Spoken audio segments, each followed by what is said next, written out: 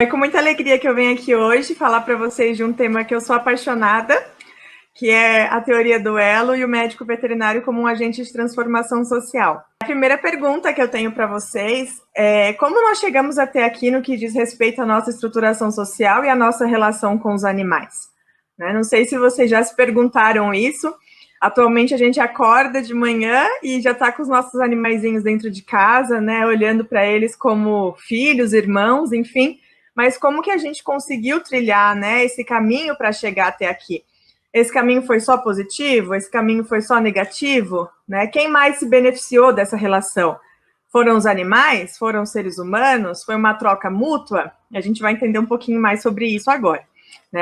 Pensando aí na questão histórica, humana e social, quando a gente pensa no ser humano e a violência, vários estudiosos demonstram que a violência é um fator humano e social, ou seja, está completamente relacionado a questões culturais, questões religiosas e questões também inerentes do próprio ser humano, que podem ser moldadas pelo ambiente que vive, mas também tem a ver com tradições e outras culturas em relação até uma estruturação social, machismo ou outros tipos de relação que dele provém, por exemplo, tá?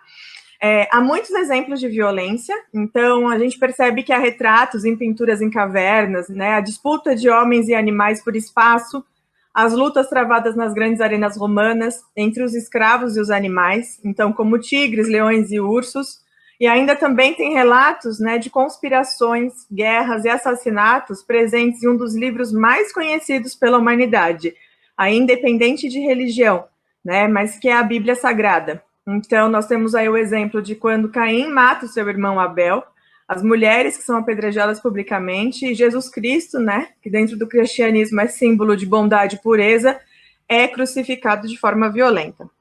Então, temos aí muitos autores que retratam isso claramente na questão histórica, temos pintores, e nós conhecemos a história, sempre como o mundo é mundo, sabendo de relações violentas, tanto relacionadas ao nosso cotidiano, como relações que a gente não consegue ter acesso direto, mas a gente presencia pelos meios de comunicação, por exemplo. Os historiadores relatam que os escravos que eram utilizados para entretenimento, nas arenas romanas, eles eram obrigados a lutar até a morte com os animais. E aí, quando a gente pensa no contexto da teoria do elo, que é essa relação entre a crueldade animal e a violência contra as pessoas, claro que isso mais voltado ao ambiente familiar, mas a gente entende ali por meio, por comunidade, essa relação que esses escravos tinham de serviço e de serem vistos como inferior e os animais também. Quem se determinava como superior colocava tanto os humanos quanto os animais de forma inferior como iguais, numa disputa totalmente desprovida de cabimento, para que eles lutassem até a morte. E se um se beneficiava ou o outro, se o animal se beneficiava ou se o escravo se beneficiava, tinha interferências externas para que esse processo se perpetuasse. Então, as lutas não terminavam só com os animais feridos ou as pessoas feridas, existiam outros meios de violência no contexto para instigar a violência entre o animal em si, que estava passando por essa situação, sendo obrigado a estar ali, e o próprio escravo. Tem um exemplo de um filme muito conhecido, que é o filme O Gladiador, que retrata sobre isso, além de muitos outros filmes. Então, a gente sabe que essa questão violenta é muito forte, já há muitos anos, e que essa relação de violência vem se apresentando de forma mais maquiada, muitas vezes, mas não que ela deixe de existir. A violência está aí, e a gente percebe isso claramente. Dentro do contexto das arenas romanas, a gente sabe que tem espécies, é sabido, historicamente, que tem espécies que foram dizimadas, que nós nunca teremos como saber exatamente quais eram as características individuais, porque esses animais foram realmente destruídos nesse período, tá? E aí, em relação à questão da violência, a gente sabe que todos os habitantes do planeta estão vulneráveis à violência, Sendo que alguns grupos são muito mais suscetíveis, como quem? As mulheres, as crianças, os idosos, os deficientes mentais, os LGBTI+, os negros, os pardos e os indígenas. Então, além da violência que é algo presente no cotidiano de todos nós sabemos que alguns grupos são sempre muito mais violentados, se eu puder usar essa palavra, para o contexto geral, do que a sociedade como um todo, tá? Os seres humanos, né, possuem atitudes violentas todos os dias, que são diferenciadas em graus de expressão. Então, a forma como nós nos comunicamos e a forma até como nós nos deixamos de nos comunicar é uma forma também de violência, né?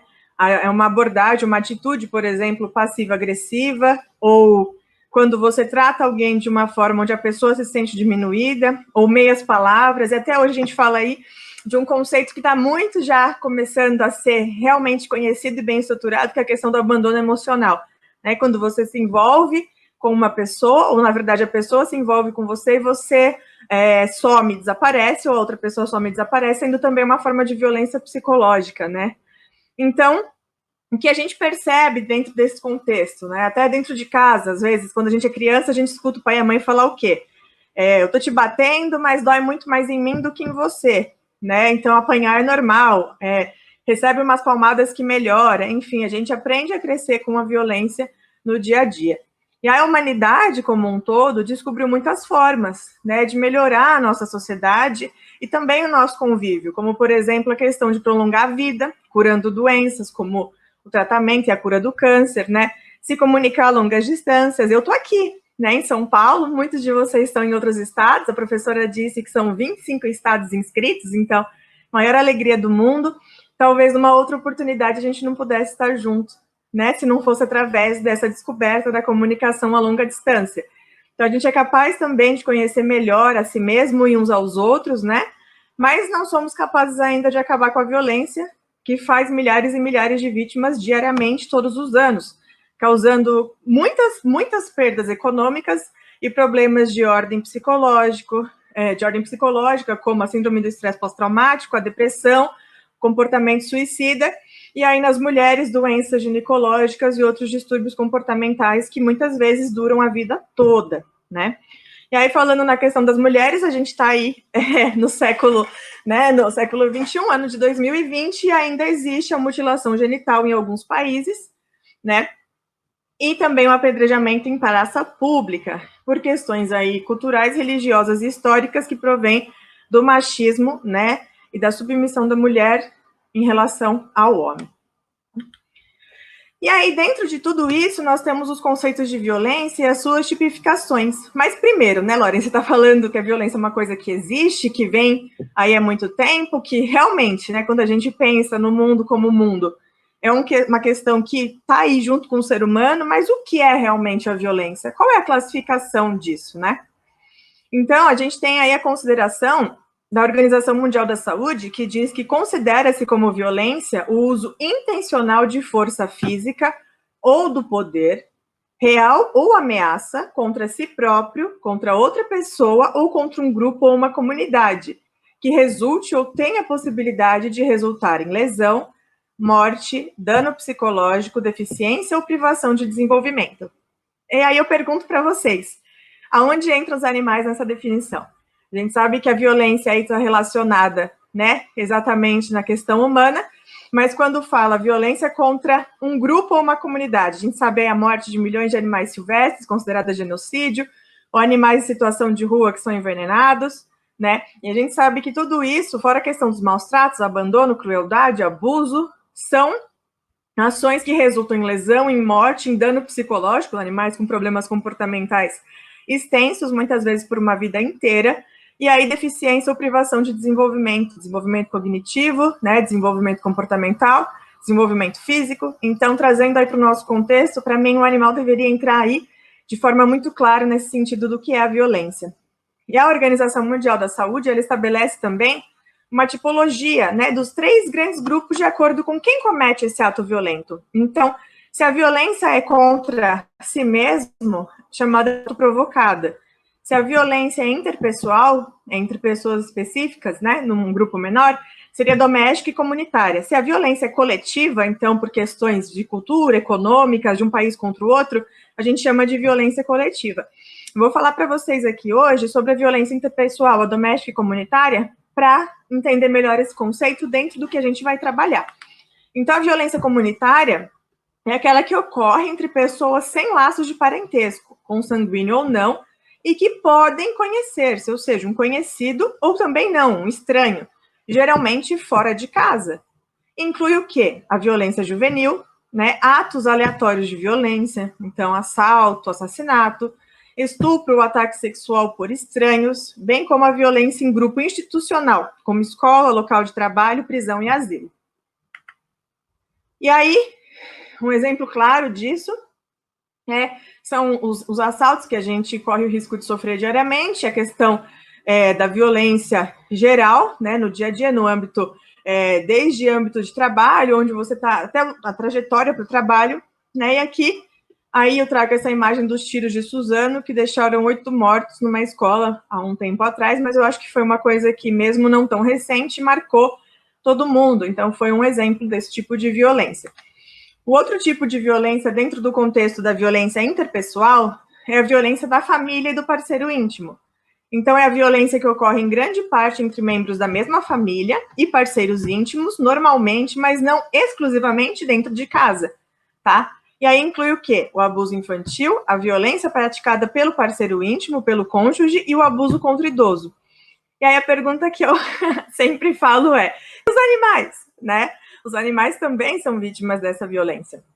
No contexto de violência doméstica, vai trazer para vocês as tipificações da violência doméstica, um pouco mais para frente, quando a gente for falar da violência contra a mulher, mas é algo muito forte na sociedade brasileira, está presente diariamente por causa da estruturação machista, né? Principalmente que a gente vê aqui na América Latina e em alguns outros países.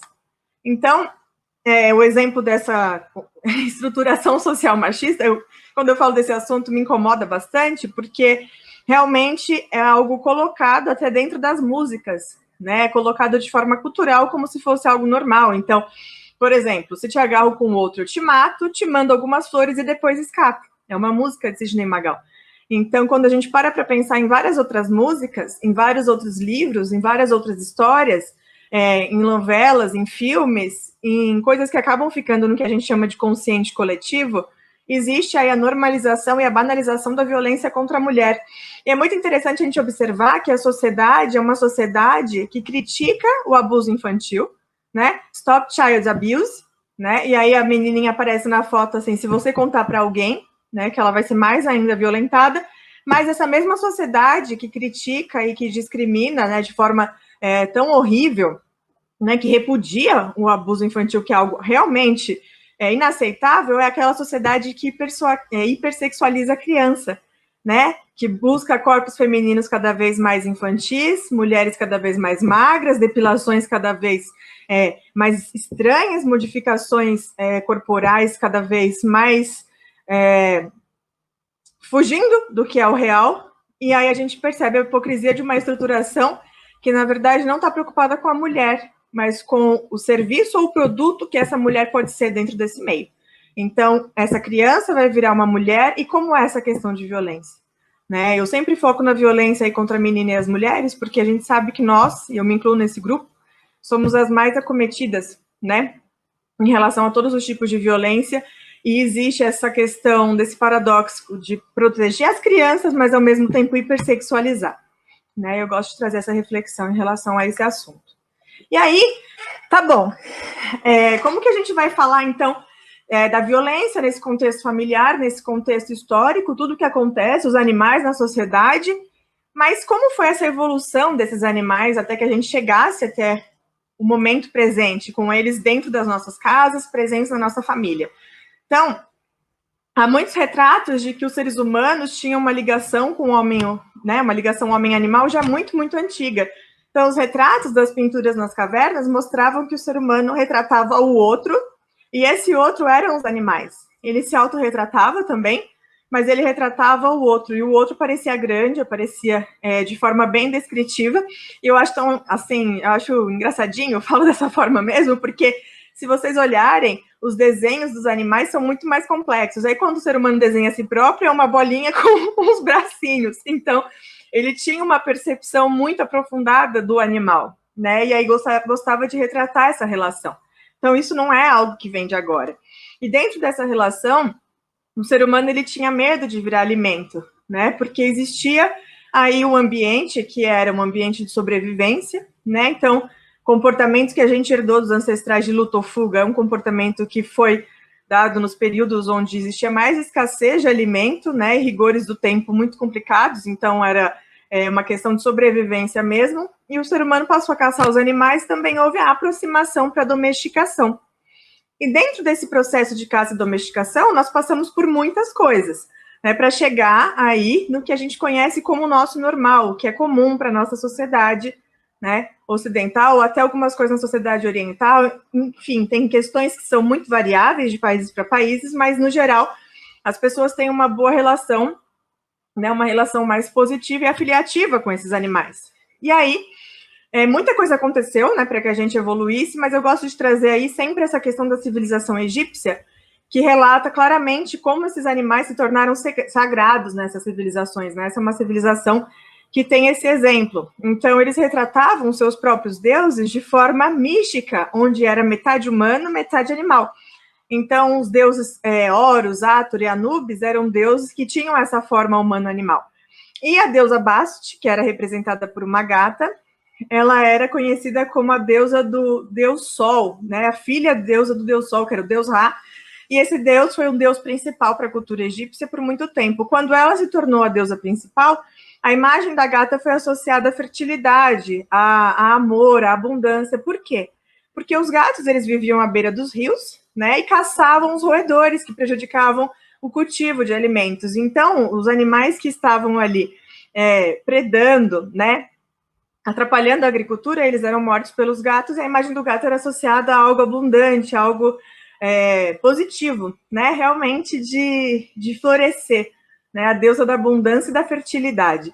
E aí, essa deusa Bast, essa imagem principal, eu tenho uma, que eu ganhei de aniversário há uns anos atrás, eu adoro ela, e ela me lembra uma gatinha que eu tive, que também resgatei de uma situação de maus tratos, e aí a gente consegue ver o contraponto que existem nas relações, né, entre os animais. O gato, até hoje, eu trago o exemplo do gato, porque eu gosto muito de trabalhar essa dualidade que o ser humano faz do ódio ou do amor, né, sem entender que às vezes a gente não precisa nem estar no super amor, nem no ódio, simplesmente somente no respeito, quando a gente não se identifica com algo, mas o gato é um exemplo de excesso de amor ou excesso de ódio. Então, o gato, em outras civilizações, e até mesmo na civilização egípcia, apesar dele ser considerado divino, ele sofria. Então, por exemplo, se o seu dono morresse, esse gato era mumificado junto com o dono. E há relatos aí em relação ao ser humano que a pessoa que agredia ou maltratava o gato, ela era morta e ela era enterrada sem as suas moedas. Então, ela não podia passar as moedas para o deus da morte, que era Anubis, então ela não tinha direito à vida eterna. Então, várias coisas relacionadas a essa relação, né, relacionadas a essa construção, foram se tornando presentes em outras civilizações. Então, o gato ele era visto como um símbolo de pureza, e ele passou a ser visto também como um símbolo de pureza no cristianismo, é associado a um animal que protegeu o menino Jesus do rato do demônio, por exemplo, na manjedoura. Só que, com o passar do tempo, aumentou, né, a quantidade desses animais, e quando a religião pagã se instituiu na Europa, a deusa Diana, que era conhecida como a deusa da lua, foi associada ao gato pelo seu comportamento noturno. E as mulheres, que eram as mulheres chamadas de hereges, aquelas que não queriam casar, aquelas que não seguiam ordens, aquelas que queriam estudar, enfim, que tinham comportamentos reprovados pela religião da época, elas andavam à noite também escondidas para se encontrar. E essa imagem dessas mulheres foi associada com a imagem do gato. E como de noite o gato, por ser preto, principalmente o gato preto, apresentava aí só os olhos iluminados, foi criada uma imagem, né, em relação a esse gato. E aí tem histórias e contos, né, e realmente questões históricas que falam o animal do demônio que com seus olhos iluminados passa sorrateiramente para levar as nossas almas, falando do gato. Então, nessa época, os gatos eles foram queimados nas fogueiras junto com as mulheres que eram consideradas bruxas. Então, durante a nossa história social, vários animais passaram por isso, por essas relações de amor e ódio, né? E dentro dessas relações de domesticação, nós colocamos os animais para suprir as nossas demandas, né? Só um minutinho.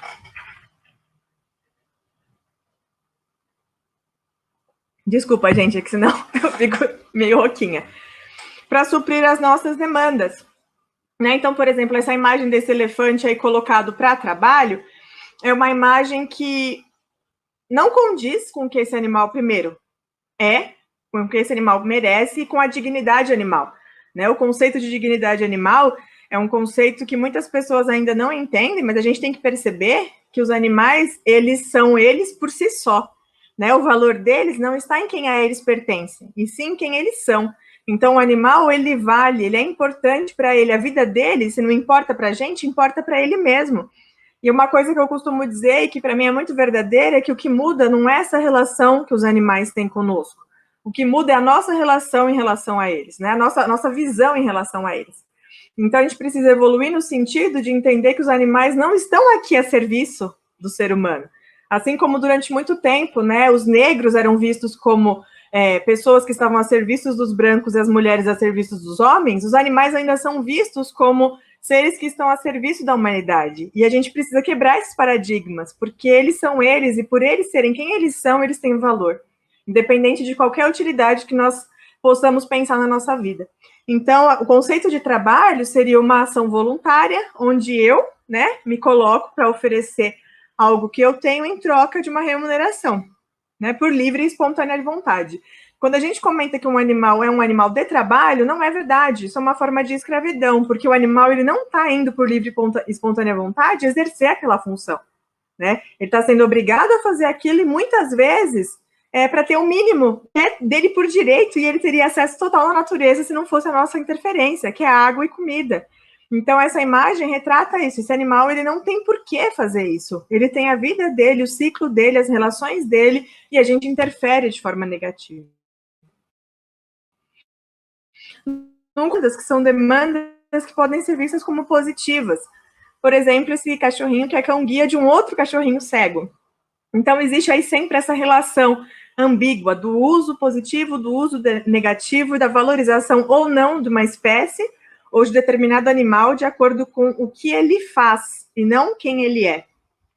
E aí, isso me traz uma consciência muito ampla em relação aos animais. Até quem não se relaciona com animais escolhe pela vida dos animais diariamente, né? E aí eu falo sem nenhuma apologia a nenhum tipo de filosofia de vida, apesar de eu ter o meu próprio conceito do que eu acredito ser certo, mas se você se alimenta 3 vezes por dia e você come carne, não tem como você dizer que você não tem nenhuma relação com o animal. Porque aquele animal morreu e ele serviu de alimento para você. Então, alguma relação com ele você tem. E aí eu não estou fazendo julgamento de valor, de dizer se é uma relação positiva ou negativa, eu estou só dizendo que tem pessoas que dizem, eu não me relaciono nunca com animais. Mas espera, você se alimentou hoje? Você comeu carne? Você usa shampoo, condicionador, sabonete? Você escova os dentes? Você usa medicamento? Então, os animais estão presentes na questão alimentar, na questão, por exemplo, de pele, que graças a uma evolução social a gente está abolindo, no teste de cosméticos, medicamentos, na experimentação animal, inclusive no ensino, a questão do trabalho, que para mim é claramente uma escravidão, e entretenimento, que seria o conhecido como circo, aqueles parques aquáticos onde as pessoas pagam para nadar com animais, o rodeio, a vaquejada e outras práticas consideradas como culturais que são, na verdade, práticas violentas. E uma coisa importante que é essencial a gente deixar claro é que não é porque uma prática é cultural que quer dizer que ela não é violenta. Mutilação genital em meninas de 2 anos de idade, em alguns países, é algo cultural, mas ninguém tira o mérito de que isso é extremamente violento. Então, a gente não existe nenhuma cultura, que valha a violência. Durante muito tempo, escravizar pessoas foi considerado cultural. Durante muito tempo, dizer que mulheres não tinham alma era algo cultural. E nem por isso a gente aceita. Então, nós estamos desconstruindo muitas coisas, é importante também olhar para os animais dessa forma. E aí, além dessa questão dos animais, serem usados e estarem aí na alimentação, na vestimenta, no entretenimento, em teste, experimentação, a aproximação com os animais fez com que eles se tornassem companhia, e membros da família. E aí surgiu o conceito de família multiespécie, que diz que família não precisa ser de uma espécie só, Família pode ser de outras espécies. Então, quando eu olho para esse conceito de família multiespécie, o que eu vejo é que família não tem a ver com quem você no sentido só de quem você nasceu, ou quem é seu pai, sua mãe ou seu irmão. Família tem a ver com quem você ama. E se você ama e você considera que está dentro do seu coração e que para você tem um laço importante, sendo seu cão ou seu gato, e faz parte da sua família, é sua família. Tem pessoas que consideram as plantas família. Eu, por exemplo, tenho a Maria Cebolinha, Maria Manjericão e a Maria Salsinha. A Maria Salsinha morreu, fiquei muito triste, que são as minhas plantinhas, mas eu trago esses exemplos para mostrar que a gente faz, sim, relações afiliativas muito próximas, né? Tanto com a nossa própria espécie, como com outras espécies. Nessa foto aqui tem eu ali de rosa, com 14 anos, minha mãe grávida do meu irmão nasceu quando eu tinha 15 anos, e a Meguinha, né, minha cachorrinha, que viveu com a gente por muito tempo. Então, meu irmão cresceu aprendendo essa relação de respeito e amor pelos animais, e quando a Meguinha virou estrelinha, ele sabia que a Meg era parte da nossa família e continua sendo. E aí, dentro ainda desse conceito do que a gente vê como família, eu acredito que cada um de vocês também tem isso, né, muito bem. Quem ama os animais, quem tem os animais dentro de casa, deve chegar e falar, oh, meu filhinho, meu amor, meu bonitinho. E não é vergonha nenhuma, porque eles são realmente importantes. Mas não só os animais que estão dentro do nosso lar, né? Os animais que nós, porventura, conhecemos, ou vemos até um outro tipo de interação, também pode ser família. Então, a Belle, que é a gatinha que representa, né, para mim, a deusa Basti ali, que eu sempre trago e lembro dela, era uma gatinha que estava numa situação muito ruim, ela viveu anos sofrendo maus tratos, e quando eu resolvi adotá-la, ela era totalmente agressiva, né, tinha um comportamento que até eu fiquei confusa se era ou não um gato feral, mas a partir do momento que ela passou a miar e ter os comportamentos, eu percebi que não, que ela era aversiva. Então, eu resolvi mudar o que eu podia naquele comportamento dela, e ela me incluiu como membro da família dela. Mesmo ela tendo sofrido tudo que ela sofreu, ela olhou para mim, que era humana, e foi a minha espécie que maltratou a espécie dela, que maltratou ela, que deixou ela sem alimento, que fez coisas absurdas, ela não tinha os dentes, ela tinha fratura em base de caldo, enfim. E ainda assim, ela se tornou parte da minha família e eu fui família dela. Então, esse conceito também dá em relação não só à construção temporal, e sim à relação íntima de sentimento, né? Como isso se apresenta para nós. E aí também tem os cães do canil, e eu gosto de trazer essas fotos, porque às vezes as pessoas se auto-julgam. Ai, meu Deus, mas eu gosto do meu cachorro, eu acho que ele é meu filho, eu falo que ele é meu irmãozinho, ou eu trato como se fosse alguém da minha família. Tá tudo bem, isso é normal, é comprovado cientificamente que nós temos esses sentimentos, né? E esses cães da faculdade, que eram cães ali da Federal do Paraná, eles foram animais que estavam na universidade, foram todos adotados. E para mim, eles são membros da minha família. Até hoje eu converso com eles por internet, né? Alguns já vieram estrelinha, mas os que eu tenho contato que ainda estão vivos, eu ligo por vídeo e a gente conversa, e eu chamo eles, eles me reconhecem. Então, família é com quem você cria laços, e são esses laços que são tão importantes quando há a questão da violência e do abusador usar o animal para ferir a vítima, que tem essa relação família, humano-animal, com esse bichinho. E aí é importante a gente lembrar que a Declaração de Cambridge sobre a consciência animal diz que a ausência de um neocórtex não parece impedir que um organismo experimente estados afetivos. Ou seja, evidências convergentes indicam que os animais não humanos têm os substratos neuroanatômicos, neuroquímicos e neurofisiológicos de estados de consciência, juntamente com a capacidade de exibir comportamentos intencionais. Consequentemente, o peso das evidências indica que os humanos não são os únicos a possuir os substratos neurológicos que geram a consciência. Animais não humanos, incluindo todos os mamíferos e as aves e muitas outras criaturas, como polvos, também possuem esses substratos. Essa declaração de Cambridge ela é histórica, ela foi assinada em 7 de julho de 2012 por um comitê de neurocientistas que comprovaram que os animais têm a questão da senciência e da consciência. E aí, na palavra senciência e consciência, a doutora Nervênia Prada, que é uma pessoa incrível, neuroanatomista, super conceituada, fala sobre isso, que não é só a capacidade de sentir, mas é a capacidade de sentir, de ter uma consciência, e dentro dessa senciência, fazer escolhas inteligentes que resultem dessa capacidade. E aí, quando a gente fala do manifesto da consciência animal, nós não estamos dizendo só dos animais que temos em casa. São todos esses animais que estão aí no mundo e que têm essa capacidade. E aí, de novo, quando a gente julga que os animais são inferiores ou que os animais não sentem da mesma forma, muitas vezes eu trago e faço a comparação, mas e se fosse o seu cachorro? E se fosse o seu gato, como você sentiria? E aí a pessoa muda um pouco o comportamento ou o discurso e a gente percebe que o que muda não é o que os animais sentem, é o que nós sentimos em relação a eles. E o nosso modo de sentir ainda é muito limitado. E aí, dentro disso, nós temos diversos fatores que influenciam as nossas atitudes para com os animais.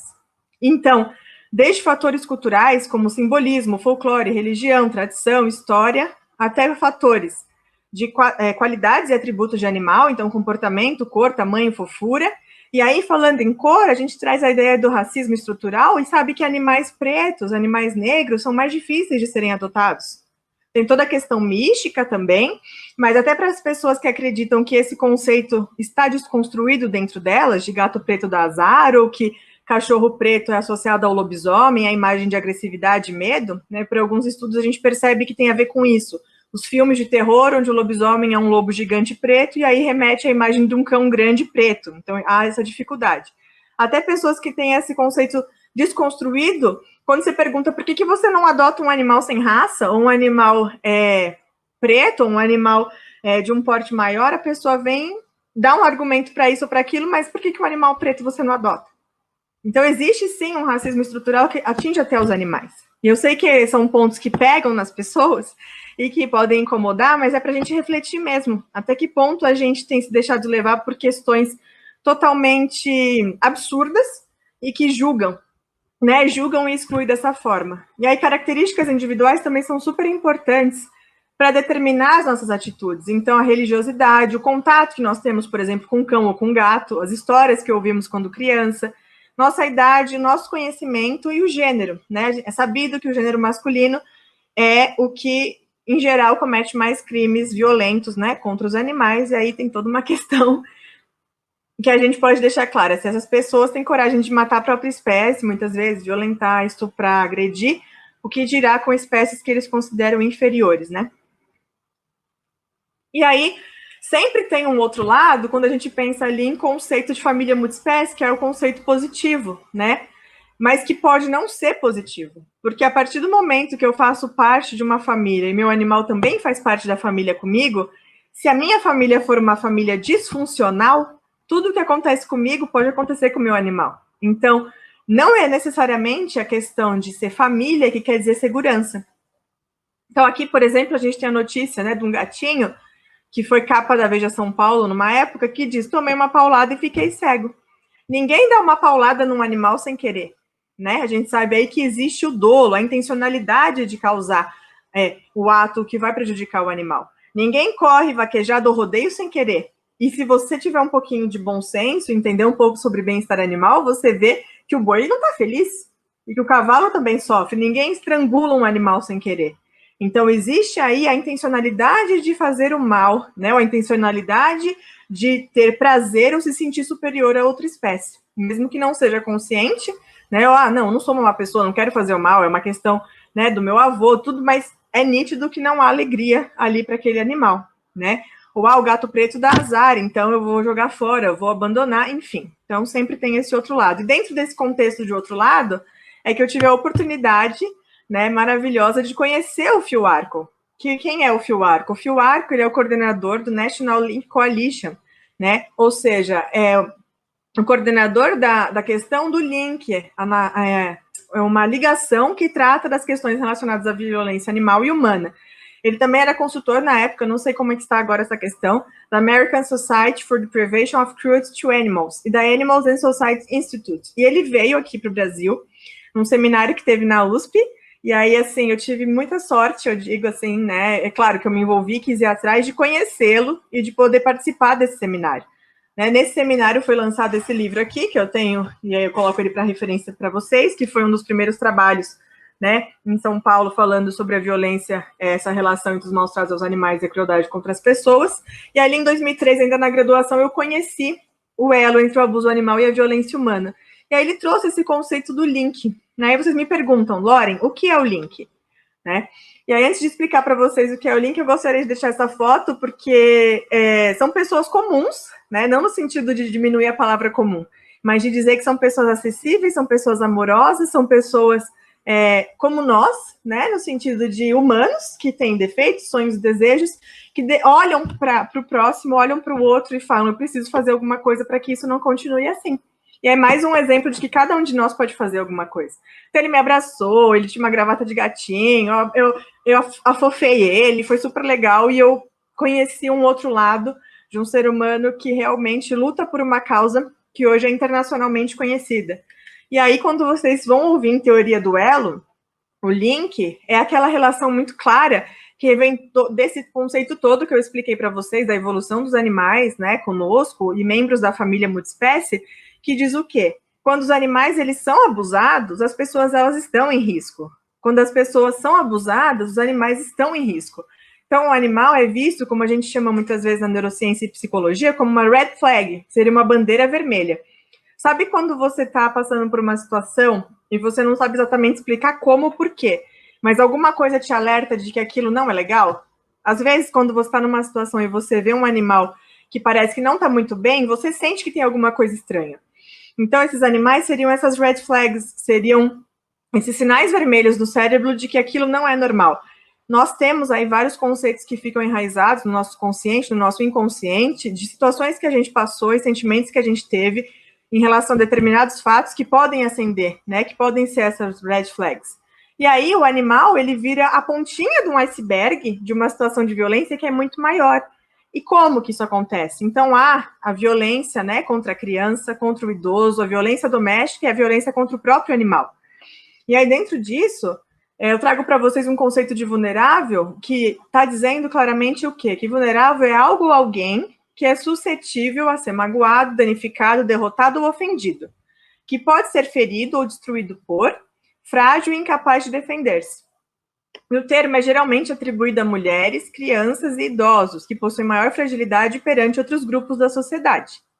E aí a pergunta que eu faço, acho que é a quarta vez nessa palestra que eu faço a mesma pergunta, e os animais? Então, se existe os vulneráveis, dentro dos vulneráveis existem os mais vulneráveis dos vulneráveis, porque os animais podem ser vítimas de violência, inclusive de um agressor em comum, mas também podem ser vítimas de violência ou negligência das outras vítimas, né? Que seria a opressão do oprimido. Então, o animal pode ser vítima da violência que a criança perpetua, da violência que o idoso presencia e tem medo de denunciar, da violência contra a mulher e da violência da própria mulher, enfim. E aí, eu gostaria de trazer para vocês algo muito marcante, que é a história dessa menina. Primeiro eu vou ler para vocês o que está escrito ali, né? Em inglês, a tradução é: o primeiro caso documentado de abuso infantil foi em 1874, relatado a uma organização de bem-estar animal por falta de um recurso melhor, o que significa que os animais tinham direitos ao bem-estar nos Estados Unidos antes das crianças. E aí, quando a gente olha para isso, a gente vê a importância do animal no contexto familiar, no sentido do ser humano ter olhado para o animal, ter dado a ele direitos, e ter olhado para essa criança e instituído as leis que existiam para proteger os animais a essa criança. Essa menina chamava Mary Ellen, ela tinha 10 anos nessa época, eles descobriram depois. A história sobre o passado dela não é muito clara, há relatos de que ela tinha um pai que foi para a Guerra Civil e morreu, e a mãe ficou abandonada, não podia ter a filha na sociedade machista na época, então nem para ela nem a filha morrerem de fome, ela doou a menina para caridade, foi trabalhar em casa de família. E há um outro relato de que ambos morreram e a criança foi parar num orfanato. Essa menina foi adotada e os pais adotivos dela, e também não se sabe se só o pai, ou se só a mãe, ou se o pai ou a mãe, porque tem relatos de que o pai faleceu, o pai adotivo, que parecia nutrir um sentimento positivo por ela ainda quando ela era bem pequena, mas também há relatos de que ele participava dos atos violentos. E se vocês imaginarem um pouco mais do que além do que a gente não consegue ver nela vestida, a gente consegue ver a parte que não está coberta, as pernas dela todas cortadas por tesoura. Né? Ela está com a perna toda ferida ali por corte de tesoura. E aí eu vou trazer para vocês o relato dela, que é o que perguntaram para ela, né, quando ela foi resgatada. E aí ela disse, né, perguntaram, quem é você, né, de onde você veio? E ela respondeu, eu não sei quantos anos eu tenho. Eu não me recordo da época em que não morava com os Connolly, que são os adotivos. A mamãe tem o hábito de me bater quase todos os dias. Ela costumava me chicotear com um chicote torcido de couro cru. O chicote sempre deixava uma marca preta e azul no meu corpo. Agora eu tenho as marcas pretas e azuis na minha cabeça. Eu já li isso várias vezes e toda vez eu fico muito sentida, né? E também um corte no lado esquerdo da minha testa que foi feito por uma tesoura. Ela me golpeou com a tesoura e me cortou. Não me lembro de alguma vez ter sido beijada por ninguém. Eu nunca fui beijada pela mamãe. Eu nunca fui pega no colo por minha mãe ou acariciada por ela. Nunca me atrevi a falar com ninguém, porque se eu o fizesse, seria chicoteada. Eu não sei por que eu fui chicoteada. Mamãe nunca disse nada para mim quando ela me chicoteava. Eu não quero voltar a viver com a mamãe, porque ela me bate assim. Não tenho lembrança de passear nas ruas.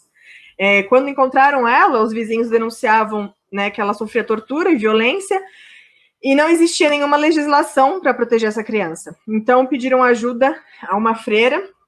Há relatos de que é uma freira, há relatos também de que era uma pessoa que não era freira, mas trabalhava na igreja, dizendo que precisava ser feita alguma coisa. Ela dormia no chão, ela não podia comer, ela vivia presa dentro do guarda-roupa e ela era espancada horas e horas por dia. E aí, essa irmã dessa caridade recorreu ao recurso de que, como ela fazia parte do reino animal, olha isso, gente, que forte isso. Ela poderia ser considerada um animal, então as leis de crueldade atribuídas aos animais poderiam ser usadas para ela. E ela foi tirada dessa situação de violência. Ela cresceu, foi adotada por essa freira. Com 24 anos, ela se casou, teve 2 filhas e adotou 3 crianças. Morreu aos 92 anos. Para a gente entender, eu trago isso, eu sei que é marcante, às vezes ninguém gosta de ver, mas é para a gente entender como uma lei de proteção animal salvou uma criança de ser chicoteada. E aí é importante entender que essa menina, ela teve uma interrupção e uma outra criação que moldou, claro, a forma como ela vê a vida, porque com certeza, isso é o meu interessante ponto de vista, ela deve ter traumas que não são tão fáceis de ser esquecidos, mas ela não perpetuou o ciclo da violência porque ele foi interrompido. Mas muitas vezes as crianças vivem assim, crescem assim, aprendem que isso é o certo e não conseguem sair disso, e fazem isso com outras pessoas e com animais. E aí, na teoria do elo, o animal entra como o X da questão na violência contra a criança, porque a criança ela pode ser testemunha desse abuso, dessa violência, ela pode ser a causadora desse abuso, dessa violência. Então tem aí um ditado que diz, criança vê, criança faz. Então ela imita o que ela viu, porque ela normaliza aquele comportamento, ou também como uma forma de pedir socorro, ela não sabe como dizer o que está acontecendo, então ela imita. E aí quando você pergunta, ela diz que a mamãe faz isso, ou o papai faz isso em casa. A criança ela pode ser abusada, violentada, né, sexualmente, pode ser espancada e castigada, e como ela tem amor pelo animal, ela é chantageada a não contar sobre isso, porque senão os animais sofrem o mesmo que ela. E muitas vezes a criança, quando faz algo errado, o animal é espancado no lugar dela, e aí eles condicionam ou contracondicionam essa criança para que ela tenha comportamentos sempre intencionais pelo agressor, para que o animal não apanhe no lugar dela. E aí, dentro do livro Break the Cycles of the Violence, né, a Practical Guide do Phil Arco, que é um guia prático de como quebrar os ciclos de violência, tem esse retrato de uma menininha de 8 anos que ela diz, este é o meu gato, meu pai trata o meu gato injustamente como ele trata a minha mãe. É importante a gente ver que as crianças, principalmente ali na primeira infância, elas não vão relativizar. Chutou é chute, bateu é bateu. Quando vira adolescente, mas eu só empurrei, mas era uma brincadeira. O adulto tende a amenizar o que ele faz. A criança diz claramente o que está acontecendo. E muitas vezes ela não é levada em conta porque dizem que ela está com intenções ou ideias fantasiosas. E aí, existe já, internacionalmente, principalmente nos Estados Unidos, uma base muito forte sobre essa questão, porque sabe-se que na tríade do psicopata, maltratar animais é um dos fatores principais da tríade. Tem ali fazer xixi na cama, maltratar animais e brincar com fogo. Nem todos os serial killers, né, que foram estudados, seriam a tríade completa, mas eles têm o fato de maltratar animais. Porque isso desensibiliza o agressor a aguentar o sofrimento de alguém mais fraco. E aí ele vai passando de nível, maltrata animais, mulheres, idosos e crianças, até realmente cometer crime sem nenhum tipo, né, de interferência. Sabendo que os psicopatas não têm nenhum sentimento, eles utilizam disso para aprimorar suas técnicas de tortura. Então, maltratam os animais para aprimorar técnicas de tortura. Em relação aos adolescentes, os adolescentes usam a questão da violência contra animais como uma iniciação em gangues para depois praticar em pessoas, né? Então, aqui existe aí, ó, Report Animal Abuse, Stop Domestic Abuse, Call 911, He is Next. Mostra o animal ferido e mostra que o menino vai ser o próximo e a menina vai ser a próxima. E eu queria deixar aqui, mostrar rapidinho para vocês um vídeo que fala claramente sobre isso, né? Eu já volto para a apresentação.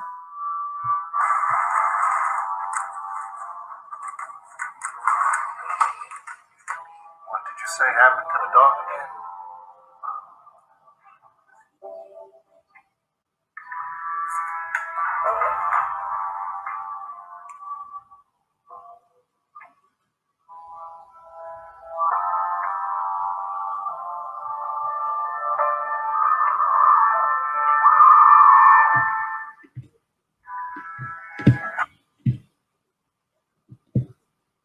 E isso já é muito embasado e é muito conceituado fora do Brasil e está ganhando proporções maiores aqui no nosso país e também na América Latina.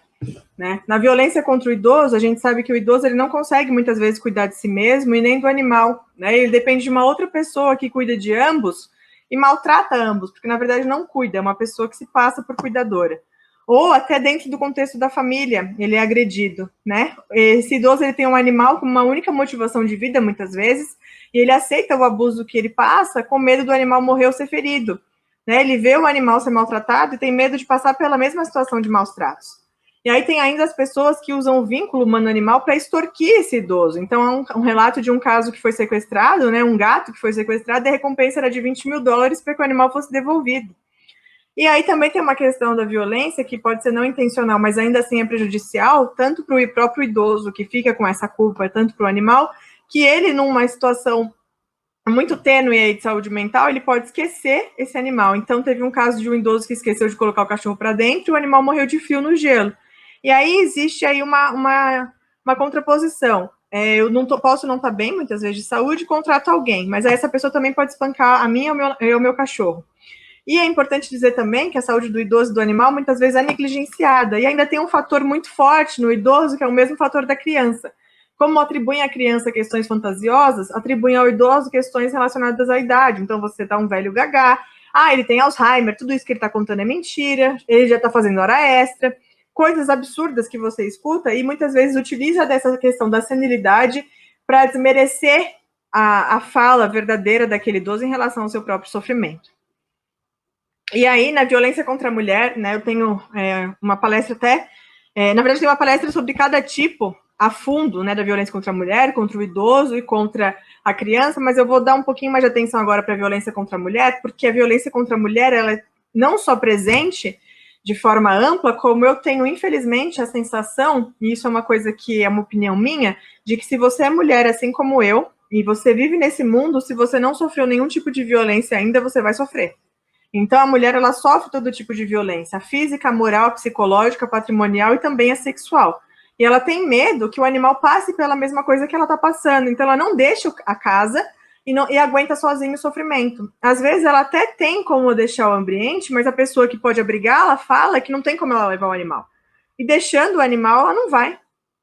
Então, muitas vezes a mulher e os animais sofrem o mesmo tipo de violência. Essa vítima se sente sozinha, com a autoestima abalada e não consegue sair desse ciclo.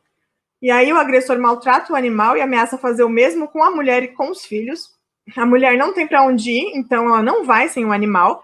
E há relato de que 85% das mulheres, 63% das crianças que procuraram um abrigo contra a violência nos Estados Unidos denunciavam também o abuso dos animais em casa. E aí, trazendo para vocês o que é a violência doméstica, né, de acordo com o artigo 5º da Lei Maria da Penha, a violência doméstica e familiar contra a mulher é qualquer ação ou omissão baseada no gênero, ou seja, o fato de ser mulher, que lhe cause morte, lesão, sofrimento físico, sexual ou psicológico e dano moral ou patrimonial.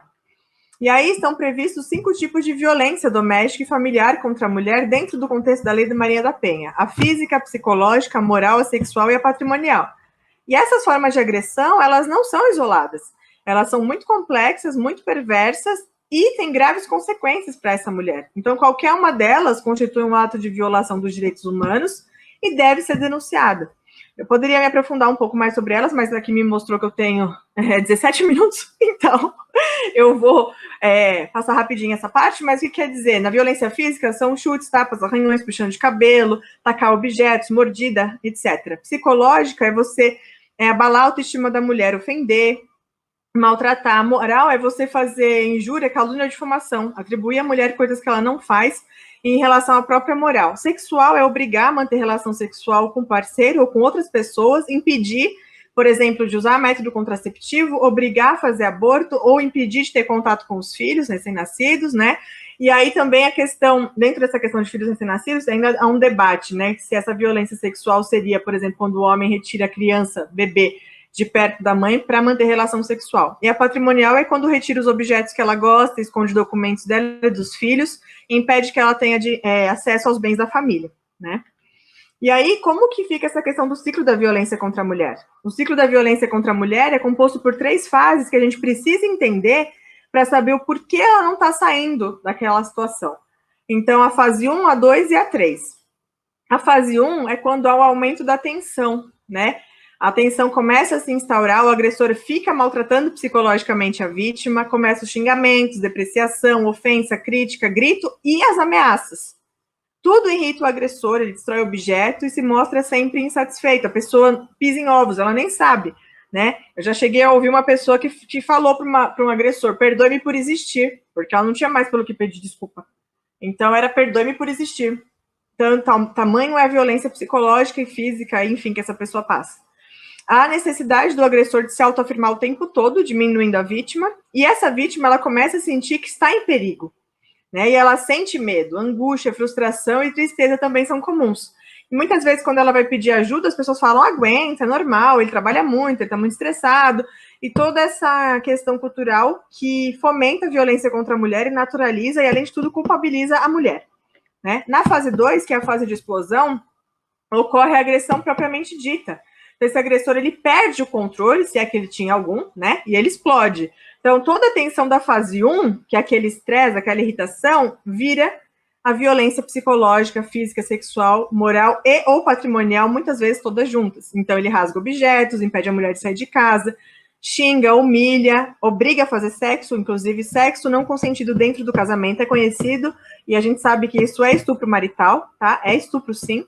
Então, a mulher, ela se sente fraca, desamparada, sem ação, com sentimento de vergonha, ódio pelos outros, ódio por ela mesma, ódio pelo mundo, culpa, medo, solidão, tem pena de si mesma por ter chegado até aquele ponto e sente muita confusão e dor. Nessa fase, ela também pode tomar decisão, como pedir ajuda, denunciar ou cometer suicídio. É muito comum.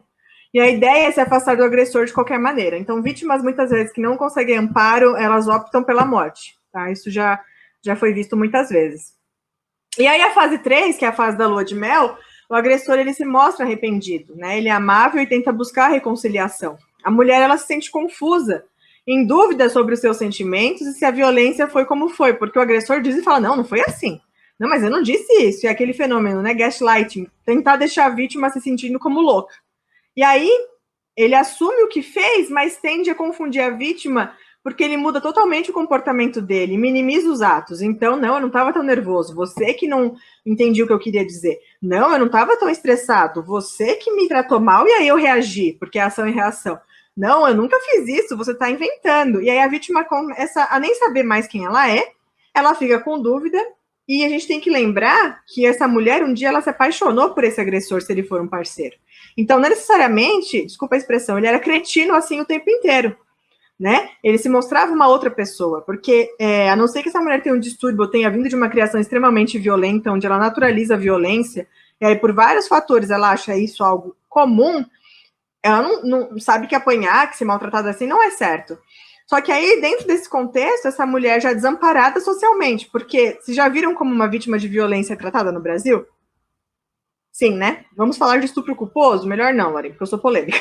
Mas, assim, tirando essa parte, as outras vítimas de violência, vítimas que vão fazer boletim de ocorrência, teve uma mulher, uma vez que ela arrancou a roupa para ela ser vista na frente da delegacia, porque ela disse, ele vai me matar, eu não posso ir embora, eu vou dormir aqui. E aí obrigaram ela a ir embora, apareceu na televisão e ela foi assassinada. Então, assim, a vítima é desamparada, ela é estigmatizada. Se ela tem filhos ainda, então a culpa é dela, né? Porque, assim, um pai solteiro, nossa, um paizão, mãe solteira, mas quem veio querer casar com você? Por que o cara não te quis? Então, assim, meu lado feminista tá florando muito, eu vou me controlar um pouco. Mas, assim, com os animais, essa pessoa, às vezes, ela não tem pra onde ir, nem com os filhos, nem com os animais. Então, ela aceita fazer as pazes na esperança de que, se ela mude alguma coisa, o agressor mude também. É importante ressaltar que, nessa fase, nem sempre você vai conseguir fazer a vítima sair dessa situação. Porque ele realmente incorpora um papel de que ela é a culpada e ele é o bonzinho. E aí ela abre mão, então, de todos os seus direitos e recursos que ela estava juntando, às vezes até para sair da situação, porque ele diz que vai mudar. Então, se ele reclama da aparência, às vezes um dinheiro que ela estava guardando para uma emergência, ela muda o cabelo, ela muda alguma coisa, ela compra um presente para ele, ela tenta melhorar alguma coisa em casa, às vezes ela pede demissão do trabalho por achar que não está conseguindo dar conta da dupla, tripla jornada em casa. E aí há um período que é relativamente calmo. Então, o agressor, ele parece que tenta mudar e a mulher se sente feliz. Então, ele demonstra remorso, né? O que faz com que ela se sinta responsável por ele, o que estreita a relação de dependência entre vítima e agressor. Porque quando a gente é criança, vocês meninas, né? Quando vocês são crianças, vocês nem aprenderam ainda a comer de garfo e faca, e você já ganhou uma boneca, e aí alguém te fala assim, ó, essa aqui é a minha Barbie veterinária, vou usar ela como exemplo. Ó, essa daqui é a sua boneca, e ela vai chorar, vai fazer xixi de madrugada, e ela precisa comer, e se você não der comida para ela, ela vai morrer de fome, e ela fez cocô, você já viu se ela fez xixi? Você já limpou ela hoje? A gente aprende que a gente é responsável pelo outro, antes mesmo de saber quem a gente é. E aí, dentro desse contexto, eu não estou criticando as brincadeiras, eu estou dando um exemplo que até eu estava estudando sobre isso e caiu muito forte na minha consciência, de que a gente sente que a gente é responsável pela alegria ou frustração do próximo quase que o tempo todo. Então, vários sentimentos fazem parte dessa mulher. E a tensão volta e esse ciclo se reinicia, cada vez com mais frequência. E aí, são as coisas que a gente escuta. Tem 10 minutos. Você é burra, tenho vergonha de você, traste, não serve pra nada, cala a boca, idiota, imbecil, e por aí vai. E aí, nessa violência contra a mulher, muitas vezes a própria família da vítima, porque o agressor tem um comportamento totalmente diferente na sociedade, desacredita a vítima. Então, ela não sabe o que ela faz. Na violência contra o animal, a gente percebe que tem a violência física, psicológica e sexual. Eu também levanto a questão aí da violência moral ou patrimonial, que não está descrita, né, nos termos da lei, enfim, em relação à punição, do que seria classicamente atos de abuso, maus tratos ou crueldade, mas quando você fala, por exemplo, que uma raça é violenta, ou quando a gente diz que gato preto dá azar, ou quando a gente fala, fulano é uma aquele animalzinho fofo que dá leite, a gente não está atribuindo qualidades negativas aos animais, ou quando um animal faz uma coisa errada, no seu julgamento é errado, e você diz que ele fez aquilo, sendo que, na verdade, ele não fez. Ou instigar os animais e usá-los em relação à sua espécie para questões humanas, como, por exemplo, as rinhas de cães. Então, é uma violência moral. E na violência patrimonial, não deixar o animal ter acesso aos seus brinquedos, à sua casinha, enfim, né? Dá para aprofundar mais, mas é para trazer essa reflexão. A gente, às vezes, sem querer, comete esse tipo de violência quando a gente tem no nosso cotidiano frases e falas que são relacionadas aos animais e denigrem tanto a imagem do animal quanto da mulher, por exemplo, né? A violência do animal é um indicativo da violência familiar e esse animal ele vira objeto de chantagem. Então, o animal ele vira um objeto para manipular a vítima. Então, ele sofre o tempo inteiro. Esse animal sofre o tempo inteiro, a vítima sofre o tempo inteiro, todo mundo sofre o tempo inteiro. E os cuidados com o animal podem ser negligenciados, porque essa vítima não consegue. Há relatos de mulheres que o marido tinha ciúmes de que ela cuidasse do cachorro, então não deixava comprar ração, não deixava levar ao médico veterinário, e por aí vai. E aí, na violência contra o animal, eu trago essa imagem aqui do abandono, porque abandono é uma das formas mais cruéis de violência, né? E aí não é no contexto familiar em si, mas aquele animal era parte de uma família. E até na questão social, né, assim, uma campanha do Centro de Zoonoses de Guarulhos, era a época da carrocinha, né? Olha como esse animal era capturado para ser exterminado. Então, são comportamentos sociais que passam a ser naturalizados, passam a ser considerados comuns, mas não são normais, né? E aí tem outros, principalmente com os animais que são chamados de produção, que na verdade são só animais, quem coloca esses animais em categoria somos nós, e aí passam por esse tipo de violência também. E aí, tudo bem, né? Eu tô falando um pouco mais rápido, acho que vocês estão me ouvindo, me entendendo direitinho, às vezes aqui a tela dá uma piscadinha. Se vocês não estiverem tendo retorno, vocês me avisam, tá? Você, né, pode pensar assim, Lauren, você trouxe um monte de desgraça pra gente, desculpa falar o português, claro, mas eu sou bem transparente, um monte de coisa horrível chocou a gente, meu Deus, quanta coisa, e aí, né, o que eu faço com toda essa informação? Eu não durmo de noite e me sinto uma pessoa impotente nesse mundo? Não, a gente tem como identificar a violência como médico veterinário e identificar também se esse animal está tendo as mínimas condições de vida, através de quê?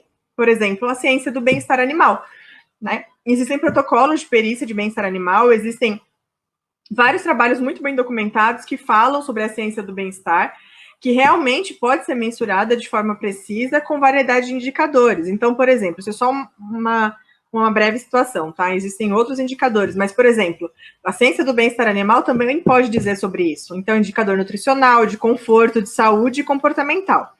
Se o animal está livre de fome e sede, com uma alimentação adequada para a espécie e água fresca, se está livre de dor e doença, então se há prevenção, diagnóstico e tratamento de injúria, está livre de desconforto, condição de abrigo e descanso, livre para expressar o comportamento natural, então manejo adequado, espaço e liberdade, livre de medo e estresse, condição e meio que ele evite, né, um sofrimento mental, e não só se ele não está sofrendo, se está tendo o mínimo necessário, mas também se ele tem prazer e motivações e uma vida que vale a pena ser vivida. Porque não adianta só sobreviver. Esse animal tem direito a viver, a sentir felicidade, a sentir emoções positivas. Então, isso é muito importante nesse contexto.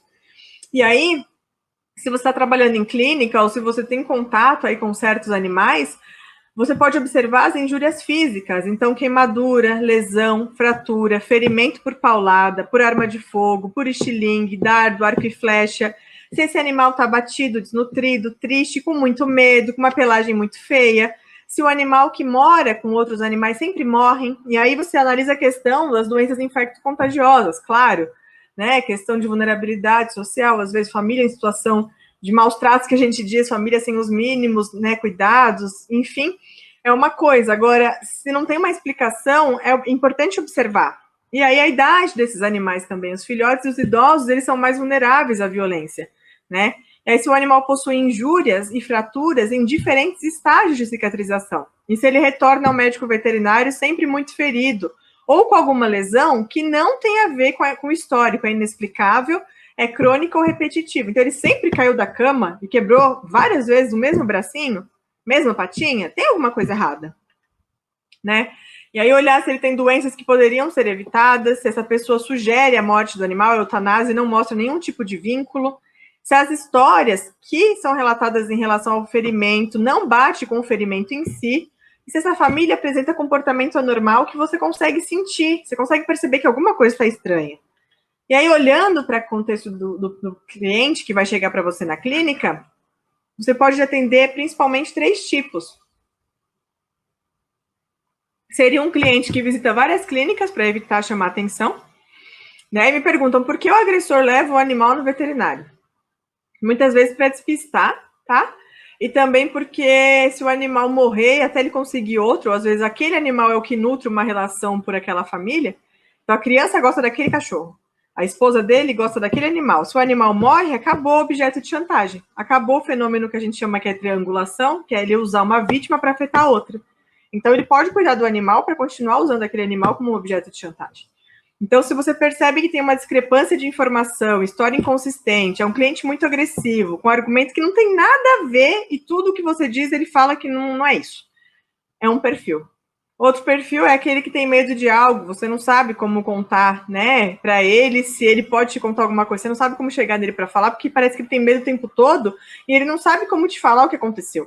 Ele fica triste, ele chora, sente culpa, remorso, pede ajuda com o olhar, muda o comportamento na presença de outra pessoa, que em geral é o agressor. E aí, normalmente é uma das vítimas. E também tem a síndrome de Munchausen por procuração, que é uma questão psiquiátrica. Tem até um filme sobre isso, que fala sobre uma mãe que fez isso com uma menina durante muitos anos. E aí, nesse caso, atribuído aos animais, esse cliente ele fere o animal para ganhar a atenção e o carinho do médico veterinário. E o médico veterinário acha que esse dono, que esse tutor, que esse cliente, ele está cuidando da saúde do animal que se feriu, sendo que, na verdade, ele está provocando as lesões. E aí, como você age nessa situação? Quais são as soluções? Criar vínculo de confiança com a família e o animal que sofreu a violência, então carinho, sensibilidade, amor, paciência e empatia. Conhecer o ciclo da violência, observar em qual fase essa mulher está, então na fase de tensão, explosão ou lua de mel, lembrando sempre que na lua de mel vai ser muito menos provável que ela deixe o agressor, então se você conseguir, esteja presente, não a desampare, peça ajuda a outros setores, assistência social, psicólogo, polícia, conselho tutelar, crie demandas, ou seja, as mulheres elas precisam de locais que possam ir com seus filhos e com seus animais, né? Crie um plano de ação para a vítima não ficar desamparada, o que levar, quando, para onde, como, qual amparo financeiro e psicológico que ela precisa. Encoraje a comunidade a participar. Em briga de marido e mulher se mete a colher sim, não se educa criança espancando, não é porque uma pessoa é idosa que ela é gaga, e os animais têm que ter direito à dignidade de viver de uma forma ética, serem respeitados minimamente, pelo menos, né? Encorajar os médicos veterinários a agirem e denunciarem está no nosso código de ética, então não é uma questão de opinião pessoal, isso é pautado na nossa profissão. Se você é médico veterinário, é obrigação da sua profissão você cometer, você, a partir do momento que você vê que cometem esses atos, você denunciar, tá? Não é uma questão pessoal, é uma questão ética, e em relação à nossa legislação. Precisa procurar local disposto a ajudar essas vítimas e divulgar sempre que você puder a teoria do elo. Tá no ônibus, no ponto de ônibus. Você viu aquele caso do cachorrinho que teve as patas decepadas? Vi. Nossa, menina, você sabia que quem faz isso também arranca a cabeça de gente? Como assim, Lore? Vou te contar, peraí. Não importa quem seja a pessoa. Que você puder levar de informação onde você estiver, leve, porque às vezes a pessoa tem mais facilidade em denunciar uma denúncia, em fazer uma denúncia, fazer uma ação em prol de um animal do que de uma pessoa. Porque algumas pessoas têm a visão de que o animal não consegue se defender. Então, se a pessoa entende que o maus tratos contra os animais é uma questão também de saúde e segurança pública, ela pode estar salvando ali outras vítimas, né? Ou potenciais vítimas, e também se protegendo, porque aquele agressor pode virar um abusador, um serial killer, né? Então, educar todos os públicos... Ai, gente, tem 3 minutos. Estudar diferentes formas de passar informação, aula, palestra, jogo, folder, banner, rede social. Então, educar sempre sobre o que é essa relação entre a crueldade animal e a violência contra as pessoas, né? E desenvolver atividades que gerem reflexão e empatia. Principalmente em qual público? As crianças. Então, durante a minha residência, a gente acabou fazendo uma associação digo, de contribuição, né, se juntando a uma ONG, que é Instituto de Proteção Animal e Cidadania, a ONG IPAEC, e aí nos momentos que eu tinha folga da residência ou que eu conseguia, eu ia fazer palestra nas escolas. Aqui tem uma foto do Projeto Veterinário Mirim, que é um projeto de Pinhais, onde os professores pegavam temas dos animais, educavam as crianças e elas desenhavam ou faziam redação. E os melhores trabalhos podiam passar um dia no Hospital Veterinário da Universidade para conhecer e ter um dia de veterinário mirim. E aí, assim, nesse projeto de educação, que era um projeto que estava relacionado com essa ONG, que foi pedir ajuda, porque professoras reclamaram de crianças que estavam tendo comportamentos violentos umas com as outras, e aí me caiu a ficha, né? Será que não está tendo alguma coisa em relação aos animais também? Vamos conversar? E aí eu levava para essas escolas temas de animais abandonados, a gente falava sobre plantio de árvores, a importância dos animais, a importância da gente usar o mesmo copinho, não ficar reutilizando, não ficar usando plástico, reutilizar, mostrava a foto da tartaruguinha com canudinho no nariz, enfim. E aí as crianças iam aceitando, mas com o tempo, né, eu ainda sentia que eu precisava ir mais fundo, né, eu sentia que tinha outras questões, então a gente trabalhava o bullying, coisas que não eram necessariamente a ver com os animais para ver onde elas iam chegar. Então, eu estudava outros temas e apresentava palestras. E aí, eu resolvi mergulhar de vez no mundo deles. Então, eu cortei o cabelo, pintei de colorido, comecei a usar as roupas que eu queria. Eu falei, olha, eu vou usar as roupas que eu quero em relação aos adolescentes. Então, eu ia com camiseta, eu faço o que eu quero, ninguém manda em mim. E aí, eles começaram a ter um vínculo e me olhar como igual, não como diferente, não como uma visão de autoridade que talvez eles tivessem na família. E aí, alguns casos foram aparecendo de abuso, de violência contra animal, de abandono, de maus tratos. E a gente foi trabalhando a educação humanitária, que tem como objetivo envolver a criança e o ser humano para que ele se torne um ser humano responsável, mesmo que já não seja mais criança, que tenha autorresponsabilidade e o respeito pelo outro, seja quem for esse outro. E aí, com o tempo, a gente foi crescendo, se aproximando, eu criei vínculo realmente muito forte com eles, falava sobre a fome no mundo, então, se você não vai comer tudo isso, por que você pega? Né? Tem criança morrendo de fome, você não vai comer a carne, sabia que um animal morreu para essa carne estar aqui? E esse processo foi evoluindo tanto que essas crianças começaram a pedir a segunda-feira sem carne, por exemplo, não queriam ficar com a luz acesa se estava tendo aula de dia, eles começaram a se tratar com respeito, a questão do machismo mudou, né? A gente colocava questões ali para os meninos se sentirem na pele das meninas, e a gente foi trabalhando os animais. E aí alguns casos foram aparecendo, foram casos levados ali para a questão de assistência social, e foi um trabalho muito legal. Foi um trabalho muito legal, porque eles se engajaram, por exemplo, para fazer a campanha do algazário para os cachorrinhos do abrigo, né, do canil da faculdade, e eles fizeram uma mostra cultural só sobre os animais. Então, o abandono ali diminuiu, começaram a querer juntar dinheiro para fazer castração, faziam roupinha para os cachorrinhos de meia mesmo, cortavam um buraquinho para pôr nos filhotes, e eles iam maior orgulhosos. Olha, eu vi pessoa fazendo isso, mas isso não pode, né, com os animais. Então, foi um trabalho muito legal e que fez um impacto muito grande, né? E aí, dentro desse contexto também de impacto muito grande, a gente precisa olhar que, às vezes, essas fotos aí foram fotos cedidas, né, pela Seção de Defesa e Proteção Animal de Pinhais, onde eu fiz a residência. Essa foto é de 2013, eu ainda nem era formada, mas eles me passaram, justamente porque, às vezes, a gente olha algumas situações de maus tratos, que a gente atribui como maus tratos, e a gente tem que entender que dentro da legislação, maus tratos é a intenção de causar o sofrimento, né, de causar aquilo. Então, se a pessoa ela não tem conhecimento, ou se ela está numa situação de muita vulnerabilidade, ou ela foi educada daquela forma, a primeira coisa que você tem que fazer é ensinar, é orientar. Se o animal está passando fome, é porque a pessoa não quer alimentar ou a pessoa também está passando fome? Então, ter esse olhar empático para o ser humano, né? Olhar numa situação e ver, tudo bem, a vítima pode ser um animal, mas que outra vítima pode estar aqui? Então, por exemplo, nessa situação, é um exemplo hipotético. Eu chego nessa casa com essa bicicleta rosa. Quem mora aqui? Eu e a minha esposa. Tem filhos? Não. De quem é essa bicicleta? Então, observar, às vezes, histórias que não são reais, enfim. E também observar se a questão da pessoa não é a vulnerabilidade social, né? E aí, quem já assistiu minhas palestras sabe que eu sempre conto dessa história. Eu vou morrer falando disso. Vocês vão me ver com 80 anos. Porque quando eu fui residente, eu atendi um caso de violência. Porque é uma história que mexe muito comigo. É uma história que eu tenho muito orgulho de contar.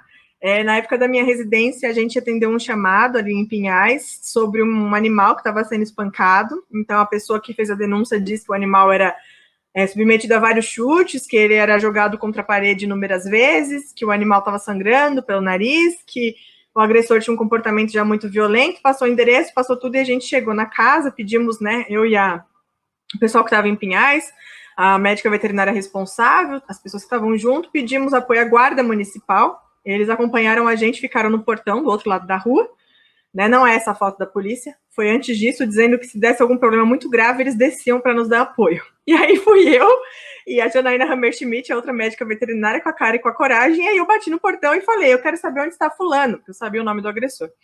A pessoa tomou um susto e falou, ele não está aqui, ele saiu para trabalhar. Eu falei, e o cachorro? O cachorro tinha sido levado para uma vizinha, ele tinha tomado banho. Ela disse que levou o cachorro para a vizinha porque ele era um cão que estava numa situação muito ruim e ela tirou ele de lá para que o agressor não agredisse mais esse animal. E a gente conversando com a família, eu percebi que ela tinha um comportamento estranho.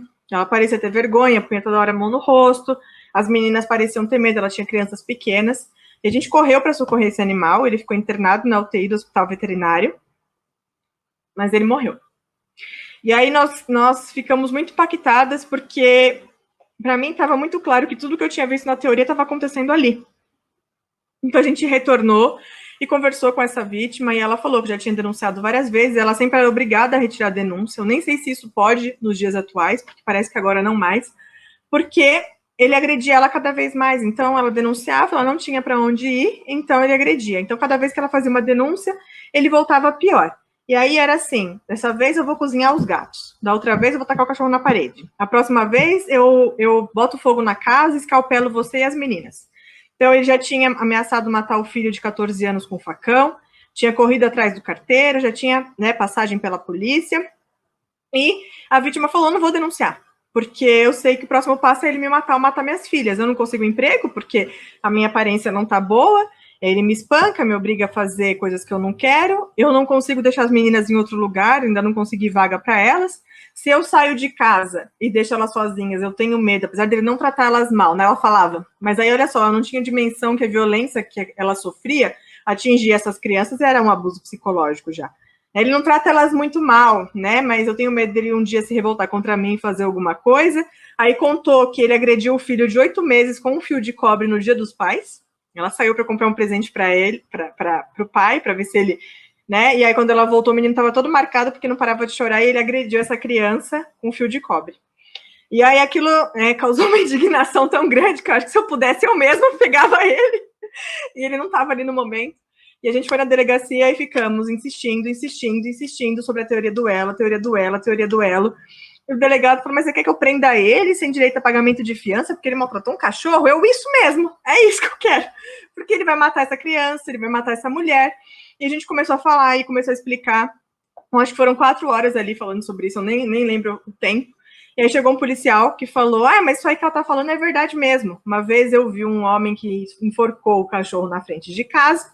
Depois ele passou uns dias com as filhas de 2 e 5 anos, vestiu as duas com um vestido de aniversário e enforcou as duas na frente de casa e se matou. E aí ele falou, eu vou com vocês. E aí até 24 horas é flagrante, alguma coisa assim, e a gente foi. Aí a gente conseguiu levar a vítima para depor, ela depôs, conseguimos assistência social levar as crianças para depor, as crianças fizeram depoimento, eu fiquei muito apegada, né, com as meninas, e esse policial foi e prendeu ele. Ele foi preso, ele não podia responder em liberdade, e eu prometi, né, eu falei assim, o que eu puder fazer por você, eu vou fazer.